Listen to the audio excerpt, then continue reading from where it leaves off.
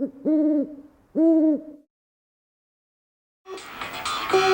guys, we are in the basement and today we are going to do an all-access tour. We haven't done one of these in a while, and by the way, it's very festive down here. It's almost Christmas. Hope you're having a great holiday season. But anyway, we're going to go from game to game to game and just kind of talk about what each one is very quickly and move on to the next. But we haven't done this in a while, since over a year, and I thought we should do one. So let's do it because, you know, the arcade's always changing down here. Stuff's coming in and out, blah, blah, blah. So, all right, we're going to start here really quick in this corner. We have BurgerTime. BurgerTime's an awesome Bally Midway game with a killer cabinet. Actually, the cabinet has like this kind of shape of the chef. You can't really see because of where I have it, but that's BurgerTime by Bally Midway. Then we have Tron, which is another awesome Bally Midway game. We all know the movie. This is an awesome, dedicated, original cabinet. I actually have new artwork for it, but I never put it on. I don't know why. I kind of like the original stuff. But there's Tron, and then over here we have a Williams multi-game. This is actually this old game marquee that's kind of like a Defender style. This has the J-Rock board in here, which has... If you hold down these two buttons here, you can see the menu. It has all of the classic Williams games, your Defenders, your Stargates, your Robotrons, your Jousts, and it's awesome. But you know what? I only play Robotron, to be honest. And then over here we have Paperboy. Paperboy, which is an awesome Atari classic game. This is one of those awesome games that doesn't play well in MAME because who has a set of bicycle handlebars on their desk? And I love Paperboy. It really is a great game. And over here is Williams Moon Patrol, which is an awesome specimen of a Moon Patrol. Now, this game is not on the J-Rock board because it uses different hardware. The J-Rock Multi-Williams board uses the original CPU and all that, whereas this board was developed by so it doesn't work with any of that stuff. So you gotta have a dedicated Moon Patrol to play it right. So there it is. And then over here is my pins. I have 3 right now. I actually sold one recently. I got rid of the Simpsons. And I'm looking for a 4th pin because I think 4 pins is the right number of pins down here, but right now, today, I have 3, and Whirlwind was my first pin. It's an awesome 1989 Williams System 11 pin, designed by Pat Lawler, you know, who did Addams Family and Twilight Zone, and you name it. He's kind of the Miyamoto of pinball machines. And the next to it is Bally Mba Fastbreak, which is an awesome late model Bally game. One of the last games they made. And a lot of people are turned off by it because of the basketball theme, but it's actually a really great game for the money. And it's a DMD pin, you know, dot matrix display in the back, whereas this one does not have a dot matrix display. So you kind of have the video animations and all that stuff. And then next to it is a Pinball 2000 Revenge from Mars. Now, Pinball 2000, this is one of the absolute last games that Williams made. What's special about it is that there's a little TV monitor, or a regular video game monitor, up in here that reflects onto the playfield, onto actually the glass. And awesome game. I have a video of this up. You should really watch it if you haven't. I have videos for all the games, by the way, but this one is really neat. That's Revenge from Mars. Next to it is a Jungle King by Taito, or Taito. And Jungle King, you know, it's one of those games I played as a kid. There was a roller skating rink in Hoffman Estates, Illinois. I played the hell out of that game. And that is Jungle King. Now, next to it is the newest edition in the basement, and that is a Street Fighter Champion Edition Turbo Hyper Fighting. And you know what? I'm really not a fighting guy, and I just feel like I need to get one of these games. I need to get good at Street Fighter, and so here it is. So I'm trying to become a fan of this, because I feel like it's such an important part of gaming history, but I love it. I'm actually about to pull the board and put an Alpha 2 in there, which should be here within a week or so. Next to it is my first game. This is the absolute first game that I bought down here, and it is my favorite game still, and that is good old Donkey Kong. Which is, you know, this is where it all started for me, you know, as an arcade gamer, as a video gamer. I'm such a Nintendo freak. I love Nintendo, and it all starts right here with this game. You know, this is Mario's first game. It's Donkey Kong, and I just adore it. And next to it, of course, is the sequel, Donkey Kong Jr. This time, you're not playing as Mario, you're playing as Donkey Kong Jr. trying to rescue Donkey Kong, because Mario has captured him, and that's Donkey Kong Jr. Next to that is a sequel to that, Donkey Kong 3, which stars Stanley? Yep, Mario is not in this game. Stanley the gardener is trying to kill Donkey Kong with pesticides and DDT and whatever. It's a great game. It's almost more like a Galaga, like a shooter type game instead of a platformer, but it's awesome. And that's Donkey Kong 3. Next to that is another Nintendo game, another Miyamoto game, and that is Popeye. Now, originally the story is that Miyamoto wanted to get the Popeye license when he was making Donkey Kong, and he couldn't, and then he came up with the Mario character, but he finally got his wish, and they did get the license, and they came out with a game called Popeye. Now, I love Popeye. Popeye gets, doesn't get a lot of respect, but I think it's a great game. If you look here, too, this is a Popeye instruction sticker. If you look back here, you can see Donkey Kong Jr. has one, and Donkey Kong has one, and the games came that way from the factory, but they never continued this trend onto Donkey Kong 3 and Popeye, but I actually fixed that, and I designed artwork for Donkey Kong 3 and also for Popeye, and you can get those instruction stickers at thisoldgame.com. Rich has printed them up, and I think they look pretty badass. And next to that is Punch-Out!, which is a pretty unique game because it's got two monitors. There's one top and one bottom. Now, the top monitor is mostly used for scoring and stuff, whereas the bottom monitor shows the gameplay. And I have actually a free play chip in here. Normally, you'd have to put a coin in, but it's a dual monitor game. It's pretty badass, and it's totally different than the NES version. It's not even close to the same. It's a pretty great game. I really suck at it though. I cannot pass the pizza pasta guy. And next to that is a pretty rare game. This is Gottlieb's Mad Planets, and it's a pretty frantic and awesome game. It's got a spinner here and a joystick, like a flight stick, and it's a pretty great game. I have a video of this, of course, as well, and you should check it out. Mad Planets by Gottlieb. And next to that is Mario Brothers, which is a great simultaneous two-player game. You can play head-to-head against a friend. You can play cooperatively, or you can play competitively. Mario Brothers is just an absolute awesome classic, and I love it. And this is a wide body, actually. Mario Brothers, they actually put out as a conversion kit and also a dedicated wide body, and the width of this cabinet is much wider than like a Donkey Kong style cabinet, and so this is a dedicated wide body, and you also find them in conversion cabinets where they took an old Donkey Kong and threw the game in there, but it's just so much more narrower, and it's harder for two people to be next to each other. Next to that is Domino Man. Domino Man is a really kind of rare Bally Midway game. These games I don't think did very well in the arcades, but it's got a really cool, unique cabinet. It's got dominoes on it, and this game here, when I got it, was an absolute rat-infested mess. And I have pictures at johnsarcade.com with the restoration.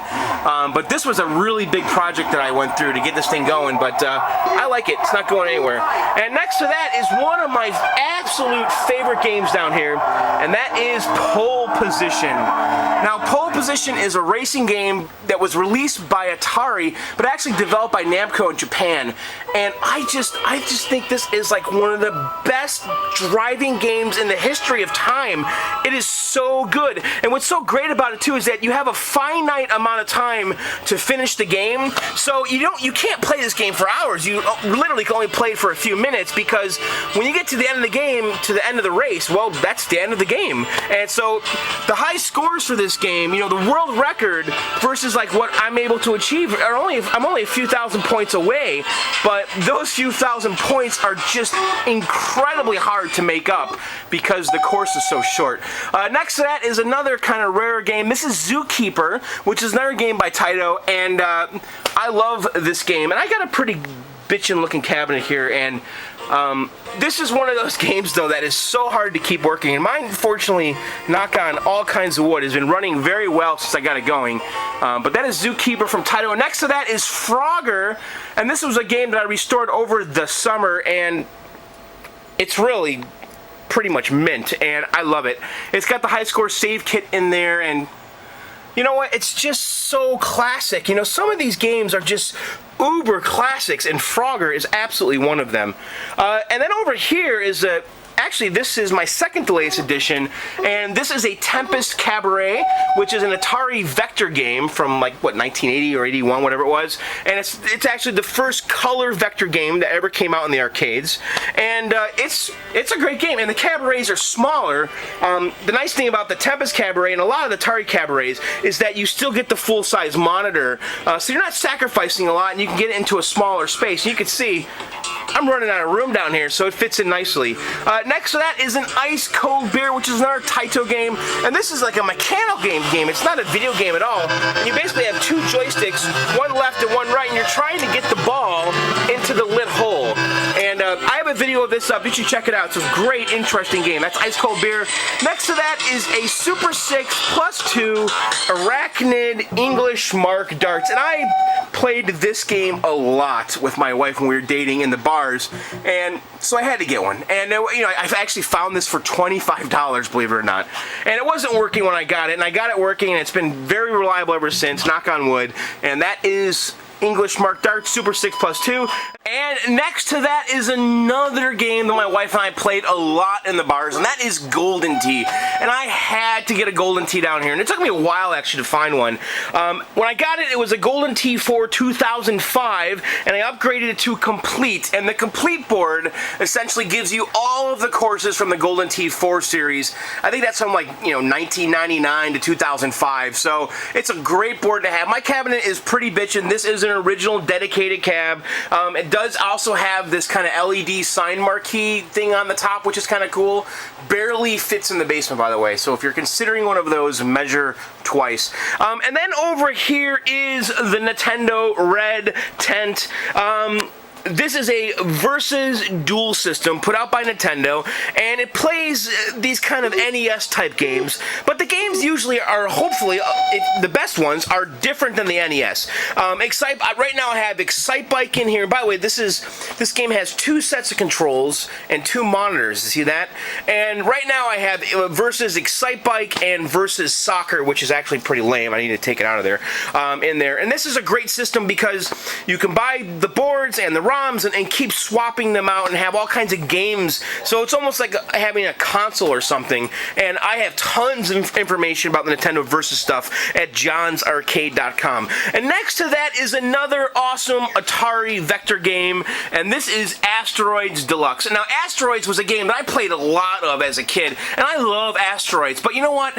This cabinet, and actually the game, I think is so much better than regular old Asteroids because it has this kind of mirror effect, very similar to what Revenge from Mars does in the Pinball 2000. And it's all, there's black lights in there, and there's kind of you're playing the game over this printed artwork, but it has a very dimensional effect, and it's very cool. And the game's actually much harder than regular old Asteroids, and that's Asteroids Deluxe by Atari. Next to that is Sega Turbo, which is a game that I believe no one really likes. It's a racing game.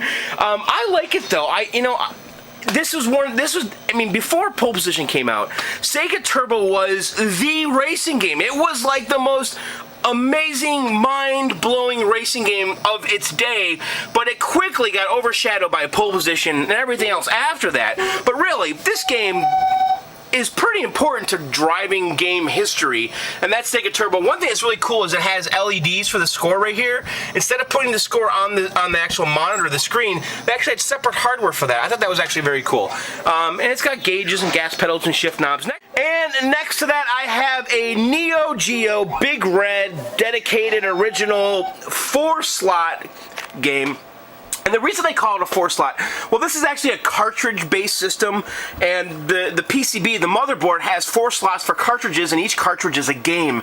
And this is an arcade system where you can switch between games, and if it's a 4-slot, you can switch between one of 4 games. And right now in here, I have Neo Mr. Do, which is a great, cool game, King of Fighters 98, which I think is the best fighting game on Neo Geo. Others would argue. Puzzle Bobble, which is an absolute favorite of the wife's, and she plays it non-stop. And then in the first slot, I actually have a 121 multi-cart, which is actually on the screen right now. And this is kind of one of those cheap Chinese cartridges that has a whole crap load of games in it. And It's actually, if you have a Neo Geo, you have to get one of these cartridges because, and every time you select a game, it reboots the system. That's like the one annoying thing about it is that it doesn't, you can't like go back to the menu, switch. It has to like reboot itself every time. But it's pretty great. And the Neo Geo, I really like it. I played the Neo Geo a lot when I was younger at the bowling alley. And next to it here is a MegaTouch. This is a Force 2010.5. This is probably one of the single most played games in the basement, believe it or not. My wife and kids both play the hell out of this, and I've upgraded it to the Force 2010.5, which is pretty awesome. And then over here we have Tapper. Tapper is an awesome Bally Midway game. They actually made two versions of Tapper. They made Root Beer Tapper and Budweiser Tapper, and this is a Budweiser Tapper. And the difference between the Root Beer and the Budweiser, well, besides the artwork, this has the Budweiser logo and it's in a bar, whereas Root Beer, it's all Root Beer and a little more friendly looking. The artwork is obviously different. You've got the Root Beer, the Budweiser logo and stuff on here, and you have kind of a bartender. But the one thing is the brass appointments that are on the Budweiser Tapper opposed to the Root Beer one, which really makes this, I think, a much more desirable cabinet. They didn't add that kind of stuff on the Root Beer Tapper, but it's a great game. It's a game you can't play in MAME very easily. It's got these taps and all that, which is really cool. Okay, and then next to Tapper is Qbert. This is Gottlieb's Qbert. Now, Qbert was Gottlieb's, by far, most successful video game. Qbert was an icon. He was so big in the 80s. There was TV shows, cartoons, lunchboxes, toys. Qbert was huge, and I love this freaking game. And I have on mine this swearing marquee, which is how the game shipped originally, but when the game got in the arcades, no one understood it. They didn't get it. They're like, what the hell is that game called? So they changed it and added the Qbert logo to the marquee. This is actually a reproduction of the swearing marquee, but I just think it looks so much cooler. Now, Gottlieb was a pinball company, and one thing that's interesting is they added a pinball knocker inside the cabinet. So when Qbert dies, or when you kill one of the bad guys with the platforms, it makes this sound. Hear that? Pretty cool, I think. But that's Gottlieb's Qbert, and I love the game. I love the cabinet. So anyway, that's pretty much it for the basement down here. Now we're going to go upstairs, and I'll show you guys some of the games on the first floor, and then we can also go in the garage. I can kind of show you the on-deck circle. I got a couple, actually just really one project out there. But you know what? One thing I always get asked about is electricity. People can't seem to understand how a house can power this many games, and it's really not that big of a deal. I just added 4 20-amp circuits, and I put switches to these circuits at the top of my stairs. And by the way, putting them at the top of the stairs is probably one of the smartest things I've ever done, because if the games are on and you're upstairs, you can just open the door and just click, click, click, click, and turn the whole arcade off. And it's also a nice, quick, easy way to see that all the games are on or off by opening the door to the basement stairs. So let me go show you guys the games on the first floor.